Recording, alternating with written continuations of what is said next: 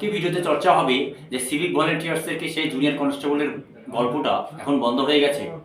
রাজ্যের মুখ্যমন্ত্রী মাননীয় মমতা বন্দ্যোপাধ্যায় নিজে তিনি বলেছিলেন যে সমস্ত সিভিক ভলেন্টিয়ার্স 2023 ফেব্রুয়ারি যারা ভালো কাজ করছে তাদেরকে কনস্টেবলের চাকরি দেওয়ার। পরবর্তীতে দিনের পর দিন একটার পর একটা ঘটনা ঘটতে ঘটতে আর্চিকরের ঘটনার পরবর্তী সময় কিন্তু সিভিক ভলেন্টিয়ার্স নিয়ে কিন্তু রাজ্য সরকার এখন টোটাল নীতি বদলে ফেলেছে।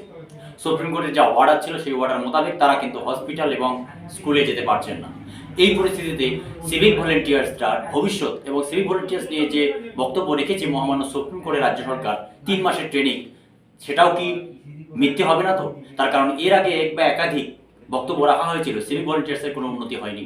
তাই আজকে ভিডিওতে চর্চা হবে সেই সিভিক ভলেন্টিয়ার্সে কনস্টেবল, জুনিয়র কনস্টেবল থেকে আবার 10% কনস্টেবলের রিজার্ভেশন, তারপর কনস্টেবলের 20% রিজার্ভেশনের কথা বলা হচ্ছে।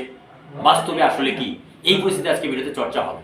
তো তার আগে কেন এই কথাটা বলা হচ্ছে যে কেন মিথ্যে বলেছে রাজ্য সরকারের পক্ষে, হয়তো তার কারণটা হচ্ছে যে এর আগে তোমার 21 দিন ট্রেনিং, তারপরে হচ্ছে আপনার 45 দিন ট্রেনিং, আবার ওদিকে সুপ্রিম কোর্টে বলছে 3 মাসের ট্রেনিং, আবার জানুয়ারি থেকে অলরেডি 45 দিনের ট্রেনিং শুরু হবে কলকাতা সংলগ্ন এলাকার যে সমস্ত সিভিক ভলেন্টিয়ার্স রয়েছে।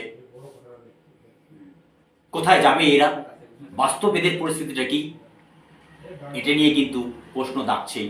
তাই প্রশ্ন হচ্ছে, সুপ্রিম কোর্টের রাজ্য সরকার যে 3 মাসের ট্রেনিংয়ের কথা বলেছে সেটি কি আজও সত্য? এবং এতগুলো বিষয়ের পরেও সিভিক ভলেন্টিয়ার্সদের কিন্তু মূল যে ইস্যু সেটা বেতন, তাদের বৃদ্ধির ব্যাপারে কিন্তু রাজ্য সরকার এখনো পর্যন্ত সদিচ্ছা দেখায়নি। তাই আশঙ্কা করছি যে সিভিক ভলেন্টিয়ার্সদের জন্য যা বক্তব্য রাখা হচ্ছে সেটা কতটা সত্য কতটা মিথ্যা, এটা কিন্তু যথেষ্ট ধোঁয়াশার মধ্যেই রয়েছে। যদি এই সমস্ত ভিডিও ভালো লাগে চ্যানেলটিকে লাইক, শেয়ার, কমেন্ট এবং সাবস্ক্রাইব করতে ভুলবেন না।